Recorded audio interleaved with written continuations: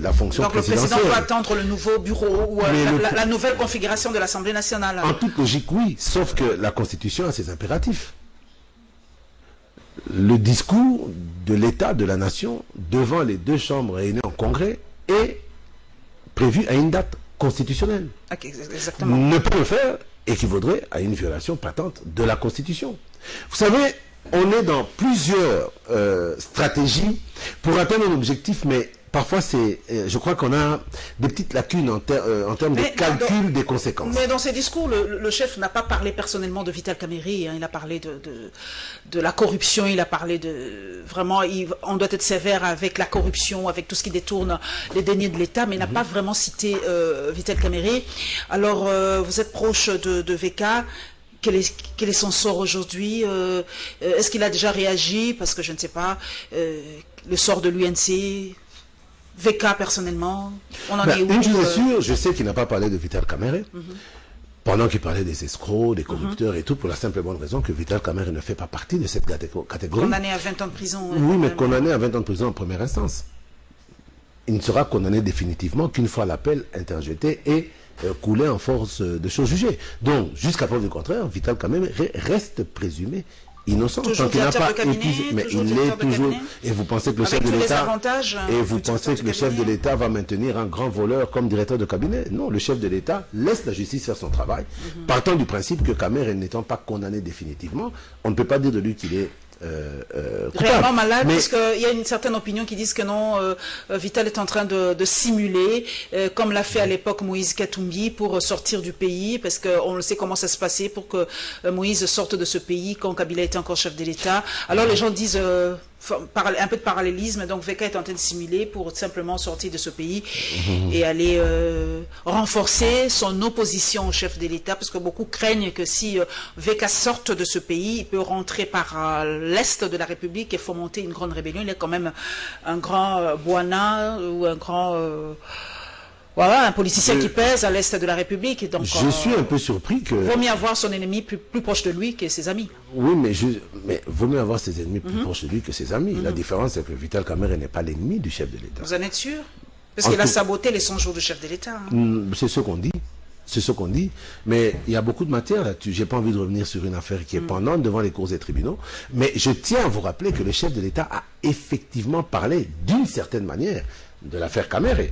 Vous avez entendu dire qu'il faudrait que des mesures soient prises vis-à-vis des magistrats qui outrepasseraient leurs droits, vis-à-vis des magistrats qui rendraient des jugements iniques ou qui abuseraient de leur pouvoir. Vital Kamerhe est victime d'un abus de pouvoir de la magistrature. Donc, quelque part, le chef de l'État a parlé de lui. Est-il réellement malade? Il est réellement malade. Mais le drame en RDC, c'est que très souvent, on attend qu'une personne casse la pipe pour pouvoir dire « Ah, il était vraiment malade ». Dieu le protège, mais je me dis quand même, n'étant pas nous détenteurs d'un quelconque pouvoir divin qui déciderait de la vie ou du trépas de qui que ce soit, je crois qu'à un certain moment, il faudrait pouvoir reculer un petit peu, réfléchir et se poser la question de savoir dans tout ce qu'on fait comme combine, qu'est-ce qui nous sera le plus bénéfique? Et je ne pense pas que la mort de Vital Kamerhe pourrait être bénéfique à qui que ce soit. Elle pourrait être bénéfique à ceux qui se diraient, voilà, il se taira à jamais. Mais en quelque sorte, il pourrait avoir des conséquences incalculables. J'ai entendu le chef de l'État parler en Swahili. D'une certaine manière, c'est à l'Est qu'il s'est adressé. L'Est de Vital Kamerhe. Donc moi, je pense qu'il s'est adressé aussi à Vital Kamerhe dans sa langue, parce qu'il s'est adressé à la population. Kamerhe lui-même de l'espace Grand Est swahiliphone, en parlant en swahili, c'est à lui aussi qu'il s'adresse, parce que le chef de l'État a bien dit qu'il n'exclut personne. Il ne choisira personne sur base de son appartenance tribale ou provinciale. Vraiment pour clôturer, c'est vrai, nous prenons à chaud, j'ai consacré 30 minutes vraiment pour ça, cette fameuse union sacrée, Mwanateba, d'accord? D'accord pour cette union sacrée? Totalement d'accord. Vous êtes d'accord? Totalement d'accord. Et pour ceux du FCC, on parle déjà de débauchage, on parle de l'argent qui circulait, on parle de corruption aussi, vraiment d'un marchandage, parce que le chef veut à tout prix la récomposition de l'Assemblée nationale, et les mauvaises langues disent que l'argent a circulé, les autres disent que c'est leur conscience a parlé. Cette union sacrée sera propre, ce ne sera pas aussi un endroit pour blanchir certains membres du FCC? Comme on l'a fait à l'époque, hein, l'opposition à l'époque était l'endroit où blanchir certains moboutistes à l'époque. Beaucoup craignent aussi que cette nouvelle union sacrée soit l'endroit pour blanchir certains membres du FCC. Vous savez, toutes les étapes de la vie politique en RDC, on leur parle de blanchisserie. Le rassemblement lui-même était une blanchisserie. Le rassemblement était aussi une blanchisserie. Il y avait énormément de personnes qui ne pouvaient pas se tenir aujourd'hui devant la population et dire un mot. Mais elles ont été blanchies par le rassemblement. Moi, personnellement, l'union sacrée, je suis pour. Pas dans l'aspect politique, mais dans l'aspect humain, dans l'aspect sociologique. On a besoin de vent nouveau. Nous avons besoin de changer les choses et nous avons besoin tous d'une nouvelle gouvernance. Mais rien n'exclut que cette gouvernance se fasse avec le FCC ou avec certains membres du FCC.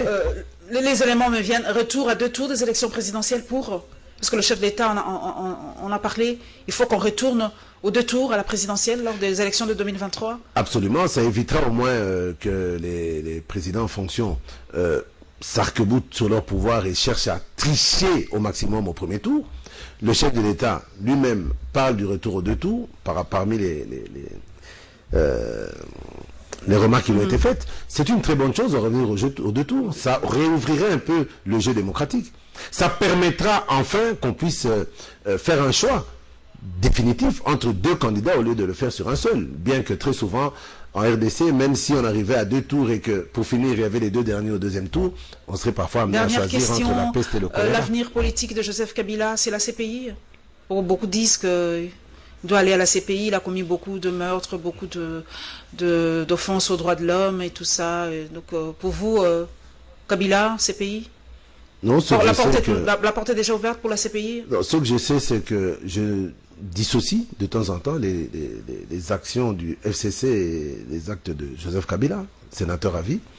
À la CPI, je ne sais pas, normalement, au vu de ceux dont on l'accuse, sa place serait à la CPI. Mais le grand problème, vous savez, on accuse Kabila de tous les maux, mais personne n'a jusque-là déposé ne fût-ce qu'un dossier devant les cours des tribunaux. Ici, il n'est pas au-dessus de la loi congolaise. On voit la CPI, mais c'est de la lâcheté. Pourquoi ne s'organise-t-on pas pour le juger ici? Si réellement il y a des griefs contre lui, pourquoi ne pas porter des plaintes documentées au niveau des cours des tribunaux ici? On se rend compte que Kabila aujourd'hui, c'est l'état de droit, l'indépendance de la justice, cette justice indépendante. La fin de cette coalition FCC-Cash, donc c'est la fin aussi de la mainmise de Kabila. Il n'y aura plus d'excuses, il n'y aura plus la main noire de Kabila, il n'y aura plus de jurisprudence. Sélé Alagouli bloque les finances, le ministre tel du FCC fait ceci, fait cela. Avec la nouvelle récomposition, toute la responsabilité reviendra au chef de l'État maintenant. Et c'est là le drame. Parce que là, maintenant, je crois qu'avec la fin de la coalition FCC-Cash, je crois que le cash, enfin, quoique le cash n'existerait pas non plus. Je ne sais pas comment vous allez vous muer. Nous ne savons pas encore, ça fera l'objet de longues palabres, comme d'habitude. Mais au moins, on se dit que là, nous allons être confrontés maintenant aux responsabilités de la gestion et aux conséquences directes de la gestion. Au moins, on vient de se priver d'un bouc émissaire. D'un bouc émissaire, c'est fini la faute à Kabila, ni la jurisprudence. Voilà, mesdames et messieurs, nous avons consacré 30 minutes vraiment parce que c'était l'actualité à chaud de ces dimanches, fin de la coalition FCC-Cash et l'informateur pour vraiment nommer, voir un peu la nouvelle majorité au sein de l'Assemblée nationale. Donc, le gouvernement tombe ipso facto, ou je ne sais pas, s'il y a un vide juridique, le Premier ministre va continuer à travailler. Donc nous sommes vraiment à chaud, nous allons avoir le temps de réfléchir peut-être pendant toute la semaine. Nous allons prendre maintenant le tout premier dossier, mesdames et messieurs, nous allons parler de la Covid. Eh bien, il y en a. Mouyembe nous a mis en garde par rapport à la 2e vague de la Covid en République démocratique du Congo. Il a même dit que la société qui produit l'oxygène n'arrive pas à produire cela en quantité suffisante parce qu'il n'y a pas d'électricité. Dommage. Mouyembe a mis la puce à l'oreille. Attention, la SNEL, faites votre travail, sinon les gens vont mourir par manque d'oxygène dans notre pays et à Kinshasa. Et évidemment, nous allons parler de la Covid-19. Premier condensé, mesdames et messieurs.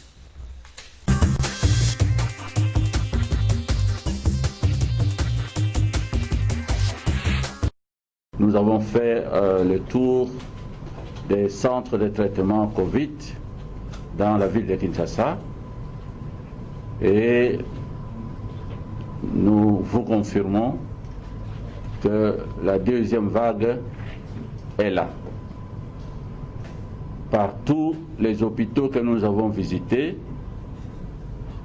ont des malades à un grand nombre, qui dépasse donc le nombre de malades que nous avions à la fin de la première vague. Cela veut dire que la situation est grave et nous devons nous préparer. Le grand problème que les hôpitaux présentent actuellement, c'est le manque d'oxygène. Et comme vous le savez, plusieurs cas de Covid sont oxygéno-requérants, c'est-à-dire ont besoin d'oxygène. C'est l'oxygène qui sauve des vies au cours de la Covid-19. Nous allons maintenant nous engager à trouver une solution à ce problème pour que l'oxygène soit distribué dans tous les centres de traitement Covid. Depuis une année, le monde est sous la menace de la pandémie à coronavirus. Des efforts quant à l'élimination du virus dévastateur vont dans tous les sens. L'Afrique n'en est pas du reste, d'où la nécessité de financer les chercheurs africains dans cette lutte. Les Africains, il y a beaucoup de capacités intellectuelles en Afrique, c'est un manque de financement. La deuxième chose, c'est qu'il ne faut pas attendre à ce qu'il y ait une pandémie avant d'engager des chercheurs africains. Il faut que ce soit une politique intégrée dans nos systèmes de renforcement des systèmes de santé. Des centres comme ceux du professeur Mouyembe doivent être équipés à tout le moment de continuer à faire des recherches sur les vaccins. À cet effet, l'Afrique compte vacciner près de 60% au minimum de sa population. Ce n'est plus question de si on aura une deuxième vague, c'est quand est-ce que nous allons avoir une deuxième vague et comment la deuxième vague, c'est notre coupe épidémiologique, nous sommes vers la deuxième vague. C'est clair. Une chose est vraie, la pandémie à coronavirus est dans sa deuxième vague à Kinshasa, poursuit le docteur Kingasson. Nous aspirons à vacciner 60% de la population pour atteindre ce que nous appelons communément herd immunity, d'ici 2 à 3 ans. Comme vous le savez, il y a des mécanismes de COVAX qui disent qu'ils vont travailler avec les pays africains pour nous livrer vacciner au moins 20% de la population. Nous sommes tout à fait d'accord. On ne peut pas arriver à 60% sans passer par 20%. L'essentiel, c'est de commencer tôt. L'essentiel, c'est de faire une analyse de qui on doit vacciner. Rappelons que le respect des gestes barrières reste les moyens incontournables pour lutter contre la Covid-19, a fait savoir le docteur Kingasson.